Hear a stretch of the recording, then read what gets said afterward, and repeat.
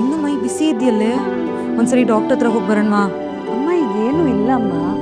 ಅವತ್ತು ಆ ಇನ್ಸಿಡೆಂಟ್ ಆದಾಗ ನಂಗೆ ಜ್ವರ ಬಂದಿತ್ತು, ನೆಕ್ಸ್ಟ್ ಡೇನೇ ಸರಿ ಹೋಯ್ತು.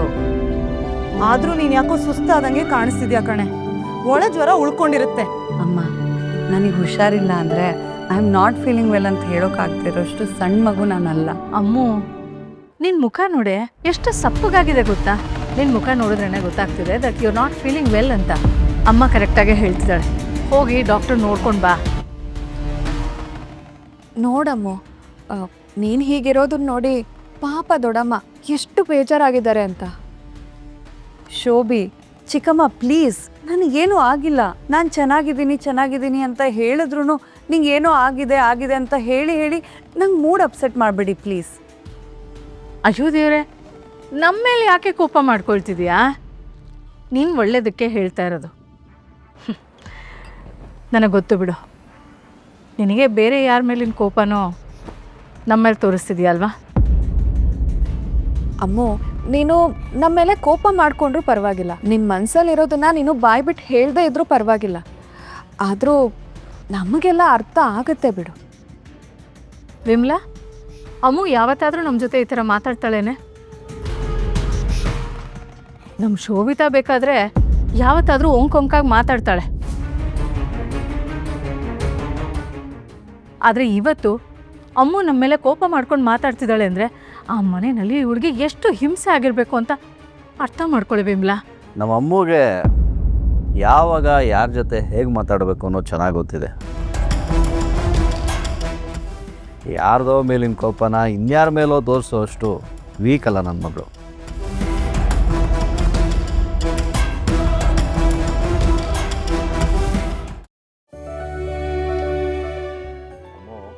ಮದುವೆ ಆದಮೇಲೆ ಮೊದಲನೇ ಸಲ ನಾನು ಮನೆಗೆ ಬಂದಿದ್ದೀನಿ. ನಮ್ಮಪ್ಪ ನನಗೆ ಟೈಮ್ ಕೊಡಲಿಲ್ಲ ಅಂತ ಬೈಕೋಬೇಡ. ನನಗೆ ಅರ್ಜೆಂಟ್ ಕೆಲಸ ಇದೆ, ಆದರೆ ರಾತ್ರಿ ಬಂದು ನಿನ್ನ ಜೊತೆ ಕೂತು ಮಾತಾಡ್ತೀನಿ. ಈಗ ಹೋಗಿ ಬರಲಾ? ಸರಿ ಅಪ್ಪ. ಇಲ್ಲ, ಬರ್ತೀನಿ.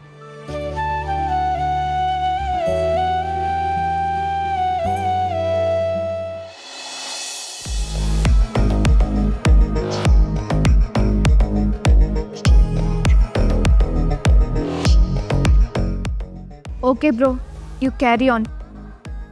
ಆದಿ ಬರಲ್ಲ ಅಂದರೆ ನಾನು ಬರಲ್ಲ, ನಾನು ಹೊರಡ್ತೀನಿ. ಬಾಯ್. ಶಮಿ ವೆಯ್ಟ್, ನಿಂದು ಆದಿದು ಜಾತಕ ಬರೀತಾ ಇದ್ದೀವಿ. ವಾಟ್? ಫ್ಲೇಮ್ಸ್ ಕಣೆ, ಆದಿದು ನಿಂದು ಫ್ಯೂಚರ್ ಏನು ಅಂತ ನೋಡೋಣ. ನನಗಿದ್ರಲ್ಲೆಲ್ಲ ನಂಬಿಕೆ ಇಲ್ಲ. ನಂಬಿಕೆ ಇದೆಯೋ ಇಲ್ವೋ? ಟ್ರೈ ಮಾಡೋಕ್ಕೇನು, ದುಡ್ಡಾ ಕಾಸಾ?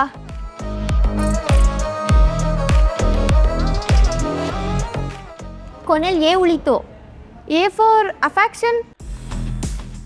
ಅಯ್ಯೋ, ಲವ್ವೋ ಮ್ಯಾರೇಜೋ ಬರುತ್ತೆ ಅಂತ ಅಂದ್ಕೊಂಡಿದ್ದೆ. ಆದಿಗೆ ನಿನ್ನ ಮೇಲೆ ಅಫೆಕ್ಷನ್ ಅಷ್ಟೇನಾ ಇರೋದು ಶಮಿ? ಅದಕ್ಕೆ ಹೇಳಿದ್ದು I want believe all this ಅಂತ. ಆದಿ ಮತ್ತೆ ಲಕ್ಷ್ಮೀದಾತ್ ನೋಡು.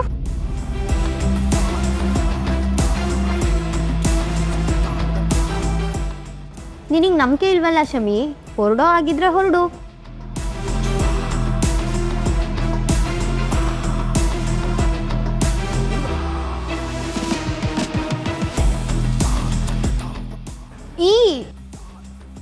E for enemy. ಹಾಂ, ನನಗೆ ಇವಾಗ ನಂಬಿಕೆ ಬಂತು. ಶಮಿ, ಇಷ್ಟು ತೆಗ್ದು ನೋಡಿದ್ರೆ ಎನಿಮಿಸೇ ಲವರ್ಸ್ ಆಗೋದು. ನೋ, ಲವ್ ಅಂತ ಬಂದಿದ್ರು ನನಗೆ ಭಯ ಆಗ್ತಾ ಇರಲಿಲ್ಲ. ಒಂದಲ್ಲ ಒಂದಿನ ಬ್ರೇಕಪ್ ಆಗುತ್ತೆ ಅಂತ ಹೇಳ್ಬೋದಿತ್ತು. ಎನಿಮೀಸ್ ಅನ್ನೋದು ಡೇಂಜರ್ ಝೋನು. ರಿಲೇಷನ್ಶಿಪ್ಪು ನೆಕ್ಸ್ಟ್ ಲೆವೆಲ್ಗೆ ಹೋಗೋ ಎಲ್ಲ ಸಾಧ್ಯತೆಯೂ ಇದೆ. ಮತ್ತೆ ಹೇಳ್ತಾ ಇದ್ದೀನಿ, ಹುಷಾರು ಶಮಿ. ಯಾವುದಕ್ಕೂ ಒಂದ್ಸಲ ಆದಿ ಹತ್ರ ಮಾತಾಡು.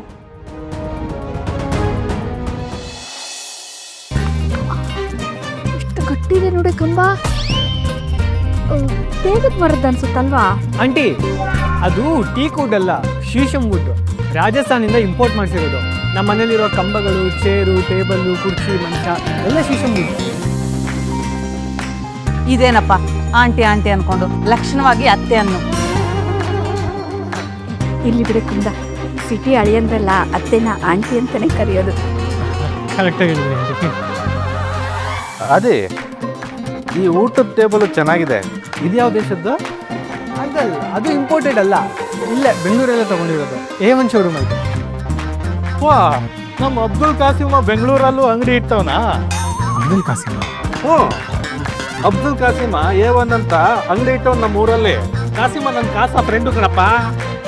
ಏನಂದ್ರೆ ಶಾಪ್ ಹೆಸರಲ್ಲ ಅಂಕಲ್, ಬ್ರ್ಯಾಂಡೆಡ್ ಐಟಮ್ ಅಂತ ಹೇಳಿದೆ ಅಷ್ಟೇ. ಇಲ್ಲಿರೋ ಐಟಮ್ ಯಾವುದು ನಿಮ್ಮೂರಲ್ಲಿ ಸಿಗೋ ಲೋಕಲ್ ಐಟಮ್ಗಳಲ್ಲ ಬಿಡಿ.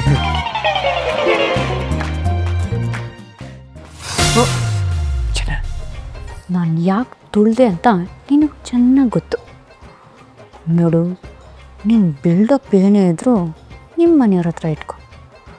ನಮ್ಮ ಮನೆಯವ್ರ ಹತ್ರ ಏನಾದರೂ ಬಾಲ ಬಿಚ್ತೀಯೋ ಅದು ಹೋಗಿ. ನೋಡಿ ನಮ್ಮ ಅಕ್ಕ ಬಾವ ಎಷ್ಟು ಹೊಂದ್ಕೊಂಡಿದ್ದಾರೆ ಅಂತ. ಅವರಿಬ್ಬರು ರಿಲೇಷನ್ಶಿಪ್ಪಲ್ಲಿ ಬೇರೆ ಲೆವೆಲಲ್ಲೇ ಹೊಂದಾಣಿಕೆ ಇದೆ. ಅವರು ಅಂದ್ಕೊಂಡು ಹೋದ್ರೆ ನನಗೇನೆ ಲಾಭ? ಇದನ್ನೆಲ್ಲ ನನಗೆ ಯಾಕೆ ಹೇಳ್ತಿದ್ಯಾ? ಯಾವೇ ಇದಲ್ಲ, ಏನೇ ನಮ್ಮ ಮನೆನ ಈ ಥರ ನೋಡ್ತಿದಾರಲ್ಲೇ. ಶ್ರೀಮಂತರ ಮನೆ ಒಳಗೆ ಯಾವತ್ತೂ ಕಾಲೇ ಇಟ್ಟಿಲ್ಲ ಅನ್ಸುತ್ತೆ. ಹ್ಞೂ ಕಣಮ್ಮ, ಒಳ್ಳೆ ಮ್ಯೂಸಿಯಮಲ್ಲಿ ಎಲ್ಲ ವಸ್ತುಗಳನ್ನ ನೋಡ್ದಂಗೆ ನೋಡ್ತಿದ್ದಾರೆ.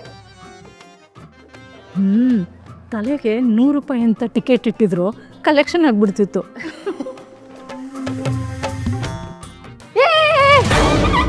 ಏನ್ ಮಾಡ್ತಿದ್ಯಾ? ಯಾಕೆ ಹಾಗೆಲ್ಲ ಮುಟ್ಟಬಾರ್ದು ಕಣೆ ಅದನ್ನ. ನಾವು ಮುಟ್ಟಿದ್ರೆ ಏನು ಸೌದೋಗುತ್ತಾ? ನಾವು ಮುಟ್ಟಿದ್ರೆ ನಮ್ಮ ಬೆರಳುಗಳ ಕಲೆ ಅದಕ್ಕೆ ತಾಕಲ್ವಾ? ಅದಕ್ಕೆ ನಾವೇನು ಕೈಗೆ ಮಸಿ ಮೆತ್ಕೊಂಡ ಬಂದಿದ್ದೀವಿ? ಅಬ್ಬಬ್ಬಾ, ಅಳಿಯನ್ ಮನೆ ಅಂತ ಎಷ್ಟು ಮಾತಾಡ್ತಿದ್ರ ನೋಡಿ. ಅದಕ್ಕೆ ಇದು ನಮ್ಮ ಸೊಸೆ ಮನೆ ಅಂತಾನು ಹೇಳಿ. ನೀವಿಬ್ಬರು ಜಗಳ ಆಡ್ಕೊಳ್ರಮ್ಮ. ನಾನಂತೂ ನಿಮ್ಮ ತಂಟೆಗೆ ಬರಲ್ಲ. ಸಂಜೀವನು ನನ್ನ ಮಗನೇ, ಲಕ್ಷ್ಮಿನೂ ನನ್ನ ಮಗನೇ. ನಾನು ಏನೇ ಇದ್ರು ಅವರಿಬ್ಬರು ಪರಾನೆ. ಅಲ್ಲ, ಇಷ್ಟು ದೊಡ್ಡ ಮನೆ ಕಸ ಗುಡಿಸಿ ನೆಲ ಒರೆಸೋಷ್ಟರಲ್ಲಿ ಸೊಂಟನೇ ಬಿದ್ದೋಗಲ್ವಾ ಅದಕ್ಕೆ? ಯಪ್ಪ, ನನ್ನಿಂದಂತೂ ಆಗಲ್ಲಪ್ಪ. ಇಲ್ಲಿ ನೋಡಿ ಅಕ್ಕ, ಅಲ್ವೇ ಕುಮುದ, ನೀನ್ ಯಾಕೆ ಇವ್ರ ಮನೆ ಕಸ ಗುಡಿಸಿ ಒರೆಸ್ತೀಯಾ? ನಾನು ಗುಡಿಸ್ತೀನಿ ಅಂತ ಹೇಳದ್ನಾ? ನನಗೂ ಗೊತ್ತು ಈ ಮನೆ ಕಸ ಗುಡ್ಸೋಕ್ಕೆ ಕೆಲ್ಸದವ್ರು ಇಟ್ಟಿರ್ತಾರೆ ಅಂತ. ಆದರೂ ಇಷ್ಟು ದೊಡ್ಡ ಮನೆ ಕಸ ಗುಡಿಸೋದು ಕಷ್ಟನೇ ಬಿಡಿ. ಇಷ್ಟು ದೊಡ್ಡ ಮನೆ ಸುತ್ತಾಡ್ಕೊಂಡು ಬರೋಷ್ಟರಲ್ಲಿ ಕಾಲು ನೋವು ಬಂದ್ಬಿಡುತ್ತೆ ಅಷ್ಟೇ. ಶಿವನಪ್ಪ ಮೂಲಂಗಿ ಬಾವ ಏನಾದ್ರು ಅಂದ್ರ?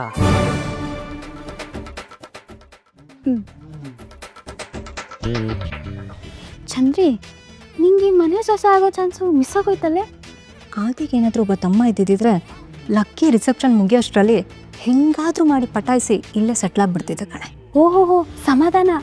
ಆದಿ ಭಾವಂಗೆ ಏನಾದರೂ ತಮ್ಮ ಇದ್ದಿದ್ರೆ ಅವ್ನು ನಿಂಗೂ ಅಣ್ಣ ಆಗಿರೋನು. ಹೋಗಲೇ, ಆ ದಿನ ನಾನು ಯಾವತ್ತೂ ಅಣ್ಣ ಅಂತ ಒಪ್ಕೊಳ್ಳೋದೇ ಇಲ್ಲ. ಊರೆಲ್ಲ ನಿಂತು ಕೇಳಲಿ ಆದಿ ಲಕ್ಷ್ಮೀ ಪುರಾಣ.